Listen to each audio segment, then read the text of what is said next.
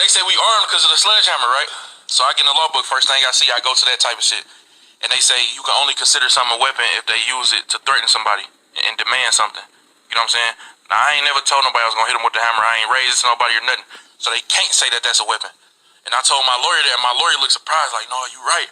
I'm like, what the fuck you mean I'm right? You knew this before me. Yeah. You feel me? Boom. I get to tell my co-defendant, hey, look, read the law book, look at every case that's nigga just like ours. You know what I'm saying? Type shit. We end up getting up out that motherfucker. It was game time. Hell yeah. So when you was in there, what's the plan was? What was the whole plan? So y'all beat the case? No, we ain't beat it, but we ain't get charged with armed robbery. Okay, so y'all just got charged with some petty shit. Yeah. By the time y'all went to court, y'all had time served. Exactly. I went there, I told the court, I'm like, they like, all right, why you smash the glass if you wasn't trying to rob the place? I'm like, they sold my people's a fake watch. You feel me? And I went there and I just wanted to tear some shit up. This is destruction of property at best. We ain't get out the store with nothing. We wasn't trying to take nothing. They sold my people's... Top of the morning, YouTube world. It's Coffee, back at it with some content for y'all. Tap in, hit them comments, man. But y'all heard T Grizzley there, sharing his experience, but also at the same damn time sharing some gems, right? You heard him, his back was up against the wall, got locked up, a fucked up situation nonetheless, you know what I'm saying? I'm sure he's learned from his experiences. Someone sold his people's a bad watch, fake watch, or whatever the case may be. They went, took a sledgehammer, smashed the windows or whatever, and would the police hit him with some kind of robbery, trumped up the case on him, all fucked up, right? And so often individuals end up behind bars with trumped up charges, you know what I'm saying? Like, real talk, I knew someone once who beat someone's ass, right? Because at a party, this bum ass dude who was like, you know what I'm saying, just a sack of ish, you know what I'm saying, all around no good. No one liked him. You couldn't trust him. Always had his hand out begging. Just pure garbage, you know what I'm saying? That, and I say that with emphasis because I am not a judgmental individual. I do not feel like I'm some kind of great person or whatever. So when I'm calling someone a sack of ish, I mean it, you heard? And, you know, basically, this one dude, you know what I'm saying, who is moving a lot of bud, used to pay this guy to just kind of like bag up for him or whatever, you know what I mean? Feed him, throw him a little bit of money, you know what I'm saying? Throw him a little bit of bud so he could get his smoke on or whatever. Give him his hand-me-down clothes. More or less just take him under the wing, try and help him out, you know, because he just could not get right. And on top of what the dude was doing, looking out for him, he beat the weed man in the head, you know, for an ounce here or there because he had a lot of pounds, you know, so he wasn't realizing it one way or another. And some girl happened to put the other dude down with what was going on. And later at a party, when everyone was popped, having fun, not paying attention, he pulled Shorty in the bathroom and started, you know, hemming her up, choking her out, I guess. This, you know, one cat who happened to be in the room, like right next door, heard what was going on, intervened, grabbed him, slammed him into a fridge, two-pieced him, and when dude went to shaking and moving and getting up out of there, running out the door, two other individuals caught him with a quick one. You know what I mean? Snuffed him once or twice, and he went about his business, got what he had coming to him, but he went to the police. Said they all just gang assaulted him for no reason. And when he ran out of there, he dropped his phone. So instead of just an assault situation, they hit these dudes with a robbery. They said they robbed them for the phone. Now, different situation than what T Grizzly's talking about here. But similar situation as in that the charges were trumped up. They were higher than what they should be. And a lot of times if people have never been locked up before or whatever the case may be, they're just letting the DA or whatever get in their ear. They don't have good legal representation. They're not privy to what's really going on. They take a plea or they waive a certain preliminary hearing or something like that blocks them up. You know, they can't make bail. And at the end of the day, they end up copping out to something way higher than they ever should have, where the case should have been dropped way the fuck down. And that's, you know, what T Grizzly speaking about here. someone put him down, or on just his own accordance, he was like, yo, let me get up in the law library. Let me check them law books. Let me check case law and see other pertinent cases, you know, that apply to what I'm going through here.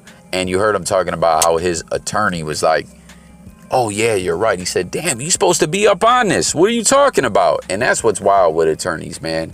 Sometimes even if you got a paid lawyer, if you ain't really lighting a fire up under their ass, they aren't motivated to do all they can and all they should.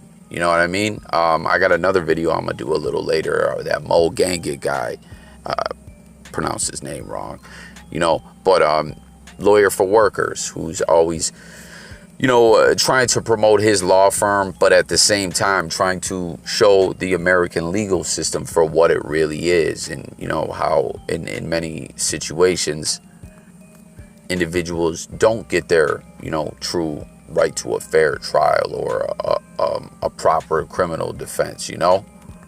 I'm going to do a video on that. It kind of ties into this. But y'all feel what I'm saying, right? No matter what the situation is, there is always a play, or there's always a way to try and fight back or something. You know what I'm saying? Instead of just panicking, freaking out, and just going with the flow, even if that flow is trying to put you up under the jail or a different situation in life, you know, even something not pertaining to the legal system. You always got to focus, and you always got to try to do what you can do for yourself. Don't just go based on things other people told you. Do your own digging, do your own research, and put that work in. You know, it can't hurt, right?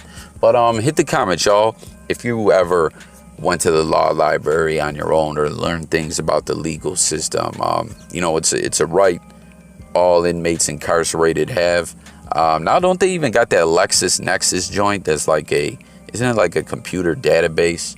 And they'll bring it right into your housing unit in the county jail, or even if you're in prison trying to get an appeal together or whatever, you know what I mean? Tap in, comment if you have an experience like that or whatever, you know? This type of ish is where the legal system flux a lot of individuals over because they don't know better. And shame on the attorneys that go along with it. Like I was just saying, there's a lot of times like public defenders will give certain individuals a better representation than others. It's wild, man. And sometimes it's things as simple as, hey, we can push for this motion, or yo, you shouldn't waive this, or yo, don't take this plea, etc. You know what I mean? Like trumped up charges, you know, help the state or whatever, you know, the legal system secure convictions that they never had any business with certain defendants all the time. You feel me? Remember, wasn't it Nori and Capone? Was it on that phone time joint or something? He said, yo, I'll be in the law library, hope to come home soon. Real talk, man. There's a lot of interesting stories out there when it comes to the law library, from Freeway Ricky Ross to even Max B, who got slayed with however many years, you know what I'm saying? But still had some cards to play, you know, to get some time knocked off his sentence. He actually comes home like soon, like really soon, I believe. I believe Max B touches down in 2022. And never forget Tupac.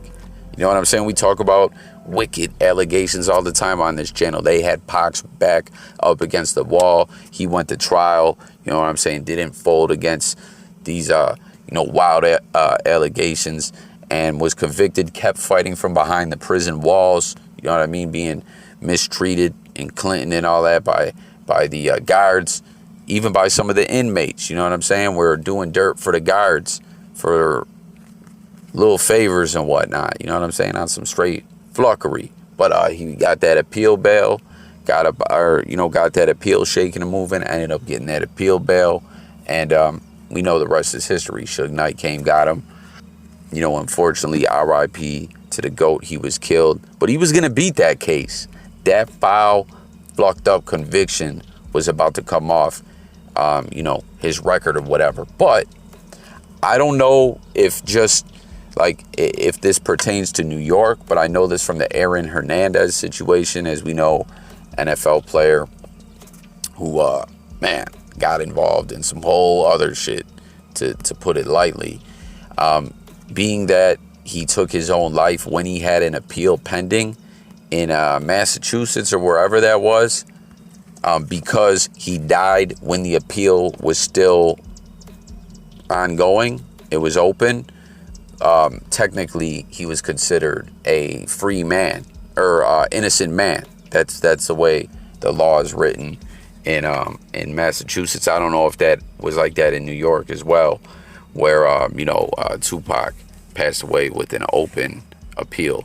But with all that being said, that's how Aaron Hernandez was able to still get certain pay bonuses or benefits or whatever that was coming to him from his NFL contract that, his daughter and I believe wife were able to inherit and get, that if the conviction stood, they wouldn't get. You know what I mean? So, I don't know, y'all. Never in life. Don't stop fighting.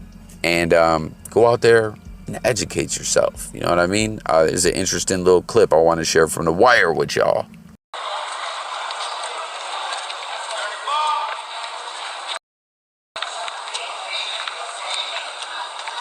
Lamar? Where's my Harper's? Say what? Harper's. The new issue. You didn't say that when you said a New Republic, an Atlantic, and a new something else. I did not forget to tell you Harper's. Every week I tell you the same shit, and every week you forget half of what I say. Tomorrow, first thing, you go down to the newsstand and you get Harper's. And The Nation, too, which you also managed to forget. You know what the most dangerous thing in America is, right? Nigga with a library card. You heard Brother Mouzone, man, right? Library card. Educating yourself. The system don't like that. You know what I'm saying? They don't want to see individuals who, they intentionally disenfranchise and put at a disadvantage. Whatever your background may be, they don't want to see you shine. So go out there and consume them gems and fill your mind with knowledge, you heard? And real quick before I move on to this other story, man, The Wire, I just saw, in sharing this clip with y'all, comment you guys. And again, those who tap into the channel, if you're new, make sure to subscribe. We drop videos every day. We talk music, news, sports, current events, life, and much more. But something else that I have made content and want to get to making more content, and is about movies and TV shows and binge watching. And comment and let me know if you guys would be interested in some videos about The Wire. But in sharing this clip, someone was stating that this was like 9 years ago or so. The man who played Lamar, that Brother Mouzone, was like, yo, man, you be forgetting these publications that I send you to pick up. Every week, you forget the same-ish, half of it, what I tell you. I guess he passed away of an overdose on that H 9 or 10 years ago.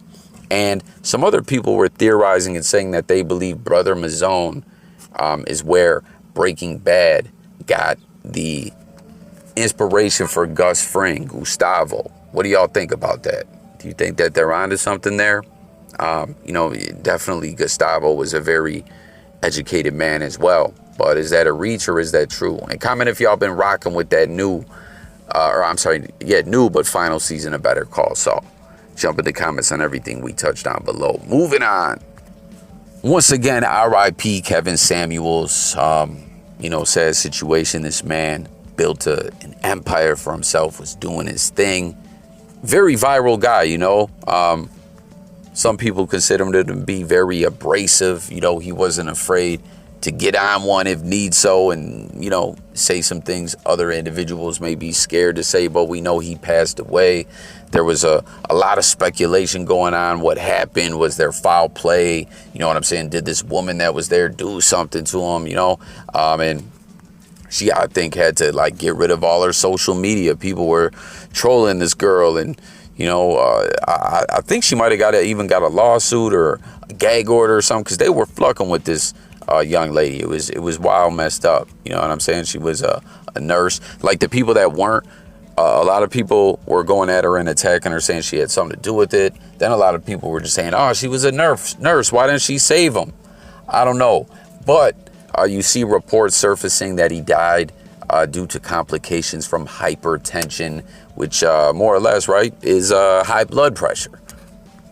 So, hopefully they leave this young lady alone. Now, man, hypertension, a lot of people got it. You know what I'm saying? Make sure you're keeping up on your doctor visits and whatnot, and stay away from the fried foods. And a thing a lot of people were mentioning with Kevin Samuels was the Red Bull, right? I love the Red Bull. I gotta watch it myself. I'm gonna keep it a buck with y'all. Sometimes I drink 2-3 Red Bulls a day and then have a couple brewskis at night. You know what I mean? It's we gotta watch ourselves. You know what I'm saying? None of us are getting younger. However, whatever age we may be, every day we grow older. And you know what I'm saying? You gotta be a little health conscious. You know what I mean? Kevin Samuels pushed being a high value individual and everything, and pride in yourself and building an empire and working hard, etc. You gotta make sure your health is intact as well, or you ain't gonna be here to enjoy the fruits of your labor. You know what I'm saying? A lot of individuals work real hard, bust their ass, and because of the lifestyle of working so hard and being on the go and being on the run, like, damn, I'm hungry, hit the fast food drive-through. Gotta be careful with that. You know what I'm saying? Pack of salad, fruits, vegetables, all that good stuff. You know what I mean? But RIP to Kevin Samuels. And that concludes this video. Tap in, comment. I'll catch you guys on the next one. It's J Coffee Talk signing out. Hit them comments hard. Let's talk. That's what this platform is all about. Catch you guys on the next one. Have a blessed day. Stay safe, everyone. Peace.